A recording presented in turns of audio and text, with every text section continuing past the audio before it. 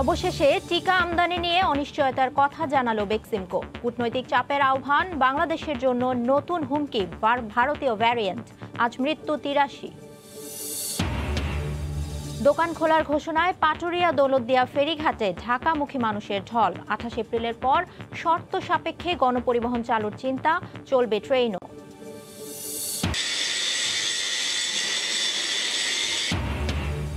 এবং পদ্মা সেতু চলাচল উপযোগী করতে লকডাউনেও ৩ শিফটে চলছে কাজ। বর্ষার পরই সেতুর উপর পিচ ঢালাই শুরু, এগিয়ে চলছে নদী শাসনও।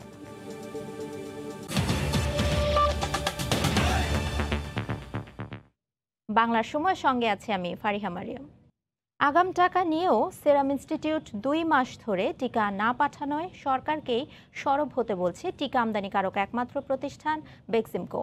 প্রতিষ্ঠান প্রধান নাজমুল হাসান পাপন জানান, সবার দ্বিতীয় ডোজ নিশ্চিত করাই এখন সংশয়ে। এদিকে পররাষ্ট্রমন্ত্রীর সাফ জবাব, বসে নেই সরকার। গত ২১শে জানুয়ারি বাংলাদেশের হাতে তুলে দেওয়া হয় ভারত সরকারের উপহারের ২০ লাখ ডোজ করোনা টিকা। এর ৪ দিনের মাথায় দেশে আসে সেরাম ইনস্টিটিউট থেকে কেনা ৫০ লাখ ডোজের প্রথম চালান।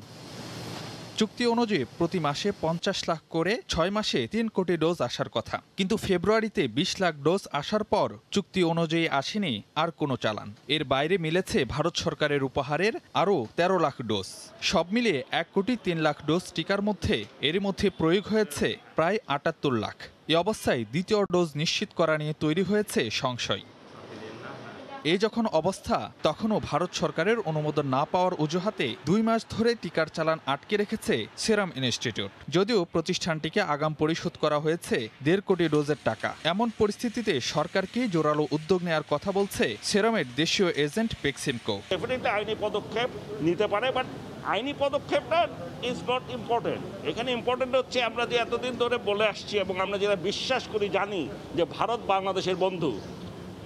এইটা তো এখন দেখার একটা সময় হয়েছে। জোরালো একটা ভাবেই বলতে হবে, ওই আনঅফিসিয়ালি ফোনে একটু কথা বলা এইটা না। আমার মতো একটা শক্ত স্টেপ আমাদের অবশ্যই নিতে হবে। বর্তমান অবস্থায় দেশে টিকা বানানোর বিকল্প নেই জানিয়ে প্রতিষ্ঠানটির ইঙ্গিত, চলতি বছরই হয়তো মিলবে দেশে তৈরি ভ্যাকসিন। এই বছরের মধ্যেই আশা করছি। এখন যে অবস্থা দেখছি তাতে করে আমাদের লোকাল প্রোডাকশন ছাড়া কোনো পথ নাই। এদিকে পররাষ্ট্রমন্ত্রী বলছেন, বসে নেই সরকার, তবে তৎপর হতে হবে বেক্সিমকোকেও। ভারত সরকারকে কন্টিনিউয়াসলি বলছি ভ্যাকসিন দেওয়ার জন্য, এবং তারা কখনো না করেনি, কিন্তু তারা দিতে পারতেছে না। পলিটিক্যাল অপিনিয়ন এত স্ট্রং হয়েছে যে তারা ভ্যাকসিন কোথাও দিতে পারতেছে না। ওই দেশের জনগণ কোনো ভ্যাকসিন এক্সপোর্ট করতে দিচ্ছে না। ভারতে হঠাৎ করোনার প্রাদুর্ভাব বেড়ে যাওয়ায় ভ্যাকসিন পেতে এই জটিলতা তৈরি হয়েছে বলেও জানান পররাষ্ট্রমন্ত্রী। ফারুক ভূঁইয়া, রবিন, সময় সংবাদ, ঢাকা।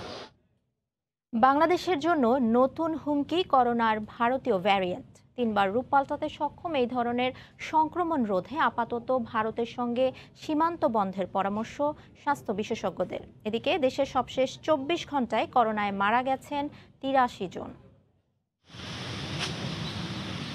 সর্বাত্মক লকডাউন আর নানা বিধিনিষেধে দেশে চলছে করোনার সংক্রমণের গতি নিয়ন্ত্রণের চেষ্টা। তবু সংক্রমণের লাগাম টানা যাচ্ছে কই। শনিবার স্বাস্থ্য অধিদপ্তরের হিসেবে দেশে ২৪ ঘন্টায় করোনায় মারা গেছেন ৮৩ জন, আর নতুন করে শনাক্ত হয়েছে ২৬৯৭ জন।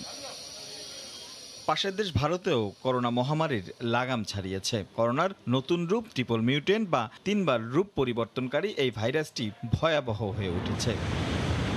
এ পরিস্থিতিতে বিশেষজ্ঞদের আশঙ্কা, ভারতে করোনার নতুন রূপ বাংলাদেশের জন্য চরম ঝুঁকির কারণ হয়ে দাঁড়াতে পারে। ভারত থেকে বা বাইরে থেকে যারাই আসুক, কোন ভেরিয়েন্ট নিয়ে আসবে আমরা জানি না। যদি আমার দেশে সংক্রমণ বৃদ্ধি পায় তাহলে কিন্তু মারাত্মক আকার ধারণ করতে পারে। বাংলাদেশের জন্য একটা বড় ঝুঁকি তৈরি করতে যাচ্ছে। অসংখ্য সংক্রমণ হচ্ছে, সেখান থেকে এই সংক্রমণটা আমাদের দেশে আসতে পারে। স্বাস্থ্য বিশেষজ্ঞদের তাই পরামর্শ, এখনই কার্যকর পদক্ষেপ নিতে হবে বাংলাদেশকে। এখনো পর্যন্ত বাংলাদেশে আমরা এটা ডিটেক্ট করতে পারিনি, তবে সরকারকে ইতিমধ্যে আমরা বলেছি যে যাতে করে, যেহেতু এটা ল্যান্ড দিয়ে লোক আসে, প্লেন দিয়ে আসে, আমরা যেন ল্যান্ড এখন বন্ধ করে দিই। ভারত থেকে যেন সমস্যাটা এসে আরো সুপার ইম্পোজ সমস্যা না হয়, সেই ব্যাপারে আমাদের খুব মনোযোগ দেওয়া উচিত।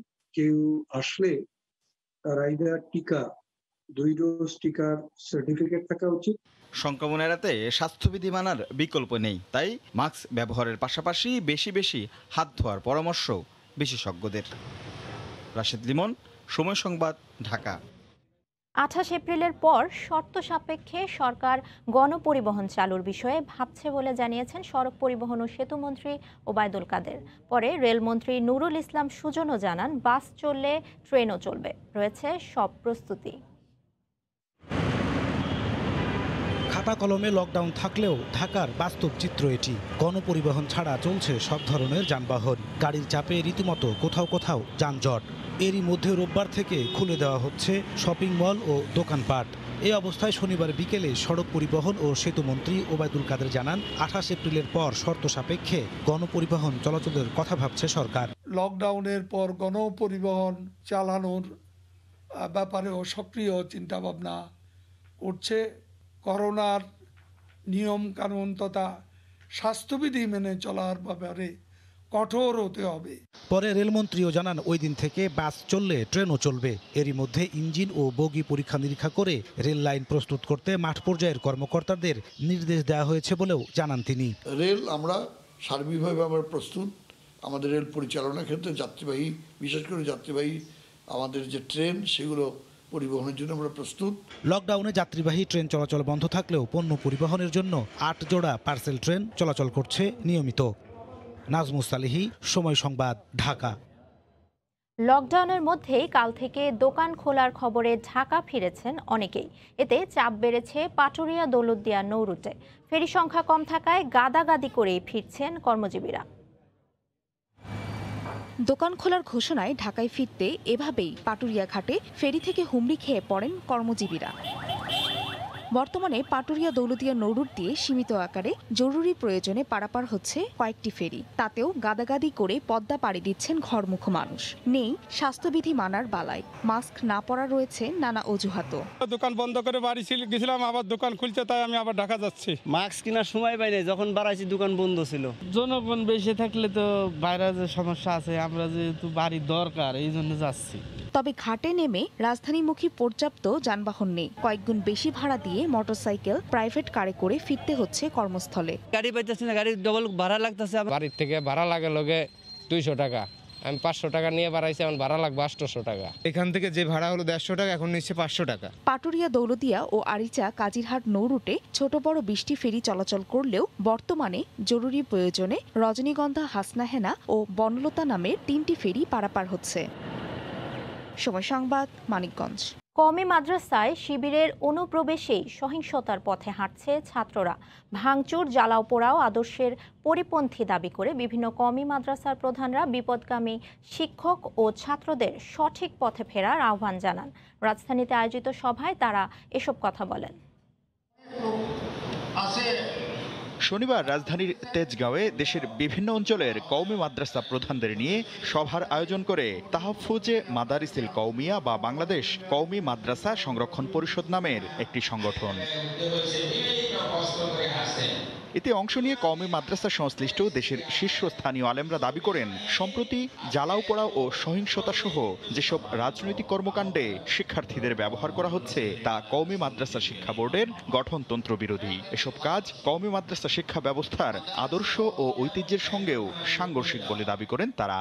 আমাদের ছেলেপেলেরা রাজনৈতিক মিটিং মিছিলে যাওয়া, ওয়াল্লাহ, যেখানে এই মাদারসে কওমিয়ার বহু বুজুর্গ আমি চিনি, আমি জানি যাদের সম্পর্কে, যারা রাজনীতি, ছাত্রদের জন্য রাজনীতি করাকে হারাম বলতেন।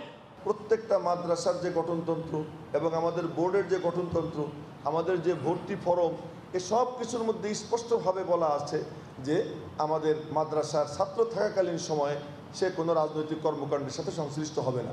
দেশের বিভিন্ন প্রান্ত থেকে আগত কওমি মাদ্রাসা প্রধানরা অভিযোগ করেন, শিক্ষার্থীদের মধ্যে ছাত্র শিবিরের অনুপ্রবেশের ফলেই সামাজিক যোগাযোগ মাধ্যমে গুজব ছড়িয়ে কওমি মাদ্রাসা শিক্ষার্থীদের মাঠে নামানো হচ্ছে।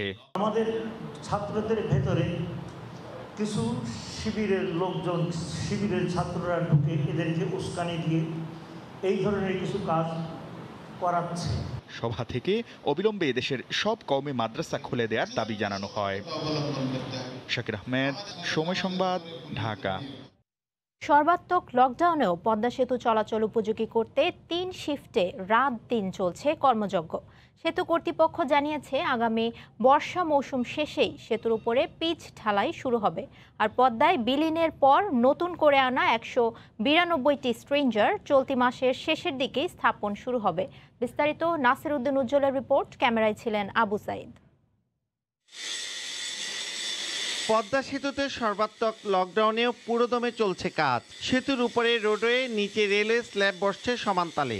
রেলওয়ে স্ল্যাবের অগ্রগতি 85% আর রোডওয়ে স্ল্যাবের অগ্রগতি 79%। রেলিংয়ের 665টি প্যারাপেট ওয়াল এবং রেলওয়ে স্ল্যাবের শেয়ার পকেট বসে গেছে 641টি। করোনার চ্যালেঞ্জেও কাজের অগ্রগতিতে খুশি সেতুকর্মীরা। ব্লক পইতেছে, বস্তা পইতেছে, এই পদ্মা সেতুর স্বার্থে কাজ করতেছে।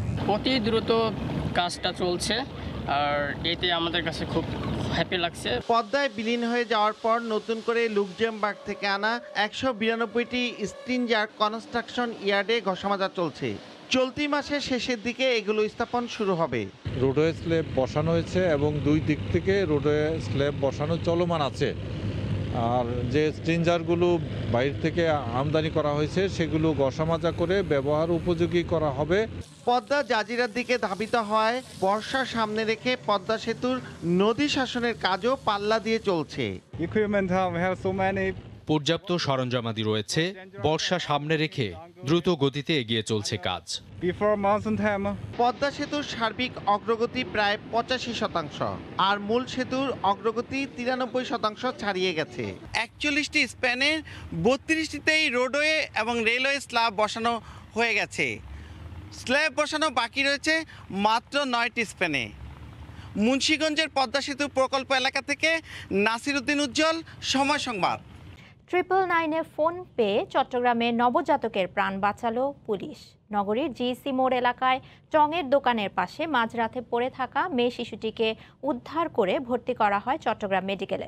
বিস্তারিত জানাচ্ছেন পার্থপ্রতিম বিশ্বাস। রাত তখন 1:30। চট্টগ্রাম নগরীর ওয়াসার মোড় এলাকায় টং দোকানের পাশ থেকে হঠাৎ কান্নার শব্দ শোনা যাচ্ছিল। সেই পথ দিয়ে হেঁটে যাওয়া সিটি কর্পোরেশন কর্মকর্তা মামুন নামে এক ব্যক্তি সাদা কাপড়ে মোড়ানো কন্যা নবজাতককে টঙের দোকানের পাশে পড়ে থাকতে দেখেন। 999-এ ফোন দেওয়া হলে দ্রুত ঘটনাস্থলে যায় পুলিশ। তাদের সহায়তায় চট্টগ্রাম মেডিকেলে ভর্তি করা হয় শিশুটিকে। প্রিমিয়ার ইউনিভার্সিটির সামনে একটা টং দোকান আছে, ওটার একটা চেয়ার ছিল, চেয়ারের উপর দেখি বাচ্চাটা একটা সাদা কাপড় মোড়ানো পড়ে আছে। তৎক্ষণাৎ আমরা 8 মিনিটের মধ্যে ওখানে গিয়ে উপস্থিত হই, ওই নবজাতক রেস্কিউ করি এবং আমাদের ওসি স্যারকে জানাই। চিকিৎসক ও নার্সদের পরম মমতায় ও যত্নে সুস্থ হয়ে উঠছে নবজাতকটি। ওজন কিছুটা কম থাকলেও 2 দিন আগে নবজাতকটির জন্ম হয়েছে বলে জানিয়েছেন চিকিৎসক। এই 32 কে 2200 গ্রাম ওজন মানে বাচ্চা পেটে কম বাড়ছে, তার বাড়তিটা কম ছিল। এখন বাচ্চার অবস্থা মোটামুটি আছে, মোটামুটি রিজনেবল আছে, যে না ভালো না খারাপ, মাঝামাঝি অবস্থায় আছে। পুরোপুরি সুস্থ হওয়ার পর আইনগত পদ্ধতি অনুসরণ করেই নবজাতক কন্যাটিকে দত্তক দেওয়া হবে বলে জানিয়েছে পুলিশ। বাচ্চার কোনো আত্মীয়স্বজনের সংবাদ আমরা এখনো পাইনি, আর বাচ্চাটা আইনগত প্রক্রিয়া অনুসরণ করেই কাউকে হ্যান্ডওভার করতে হবে। সেক্ষেত্রে বিজ্ঞ আদালত এবং আমাদের সিনিয়র অফিসারদের কিছু নির্দেশনা থাকে। 2017 সালের 20 ফেব্রুয়ারি রাতে কর্নেলহাট এলাকার একটি ডাস্টবিন থেকে কুড়িয়ে পাওয়া নবজাতক 21কে উদ্ধার ও সেবা পরবর্তী কার্যক্রমে প্রশংসিত হয়েছিলেন পুলিশ কর্মকর্তা আলমগীর। পার্থপ্রতিম বিশ্বাস, সময় সংবাদ, চট্টগ্রাম। লকডাউনে দর্শনার্থী শূন্য চট্টগ্রাম চিড়িয়াখানায় রাজত্ব করে বেড়াচ্ছে বাঘের শাবক জো বাইডেন। দিনভর চিড়িয়াখানার এ প্রান্ত থেকে ও প্রান্তে ছোটাছুটি করছে মা বাঘের পরিবর্তে মানুষের কাছে বেড়ে ওঠা 5.5 মাস বয়সী এই ব্যাঘ্র শাবক। সাক্ষাৎপুর ক্যামেরায় কমলদের রিপোর্ট। ঘড়ির কাঁটা তখন বিকেল 3টা ছুঁই ছুঁই। সময় হয়েছে জো বাইডেনের বৈকালিক ভ্রমণের। চট্টগ্রাম চিড়িয়াখানার অফিস কক্ষ থেকে রাজকীয় ভঙ্গিতে বের হয়ে আসে এই ব্যাঘ্র শাবক। শুরু হয় তার মজার সব কাণ্ড কারখানা। সে আমাদের সাথে কাছে থাকতে চায়, এজন্য আমরা বাধ্য হই তাকে কিছুক্ষণের জন্য আমরা সময় দিয়ে তাকে বাইর করে নিয়ে আসি আর কি। দুষ্টুমিতেও কম যায় না এই বাঘের বাচ্চা। অন্যান্য পশুর খাঁচার সামনে গিয়ে তাদের ভয়ও দেখায়। গোসল করানো, খাওয়া দাওয়া সবকিছু নিজের কাছের মানুষের মতোই করছি সবকিছু। জন্মের পরদিন থেকে মা বাঘিনী পরীর পরিবর্তে জো বাইডেন বেড়ে উঠছে চিড়িয়াখানার কিউরেটরের কাছে। দক্ষিণ আফ্রিকা থেকে কিনে আনা বাঘ দম্পতি রাজপরী সংসারে গত বছরের 14ই নভেম্বর 3টি শাবক জন্ম নেয়। নিজেদের বাচ্চাদের দুধ পান করানো বন্ধ করে দেয় এই বাঘিনী। মারা যায় দুটি শাবকও। এরপর তৃতীয় শাবক জো বাইডেনকে বাঁচিয়ে রাখার সংগ্রাম শুরু করে চিড়িয়াখানা কর্তৃপক্ষ। বিকেল 3টে বাজলেই চিড়িয়াখানা ঘুরতে বেরোয় ব্যাঘ্র শাবক জো বাইডেন, সাথে থাকে মাসুম এবং ডাক্তার শুভ্র। আর পুরো পথ জুড়ে চলে তাদের সাথে খুনসুটি। আর এই খুনসুটি দেখার জন্য ভিড় জমে যায় যারা চিড়িয়াখানার অন্যান্য কর্মচারী রয়েছেন তারাও। প্রথম দিকে বাঘের বাচ্চাটিকে শুধুমাত্র দুধ খেতে দেওয়া হলো, এখন প্রতিদিন 1.5 কেজি করে মাংস দেওয়া হচ্ছে। এটাই তার লাস্ট মাস, এই মাস পরে সে দুধ খাওয়া বন্ধ হয়ে যাবে এবং আমাদের যে মানুষের সাথে মেলামেশা এটাও আমরা এই মাস পরে বন্ধ করে দিব। চট্টগ্রাম চিড়িয়াখানায় বর্তমানে এই শাবকসহ মোট 6টি বাঘ রয়েছে। এর মধ্যে 2018 সালে রাজপরী দম্পতির সংসারে জন্ম নিয়েছিল একটি বিরল প্রজাতির সাদা বাঘও। কমল দে, সময় সংবাদ, চট্টগ্রাম। বাংলার সময়ের শীর্ষ সংবাদ জানিয়ে দিচ্ছি আরেকবার। অবশেষে টিকা আমদানি নিয়ে অনিশ্চয়তার কথা জানালো বেক্সিমকো। কূটনৈতিক চাপের আহ্বান, বাংলাদেশের জন্য নতুন হুমকি ভারতীয় ভ্যারিয়েন্ট, আজ মৃত্যু 83।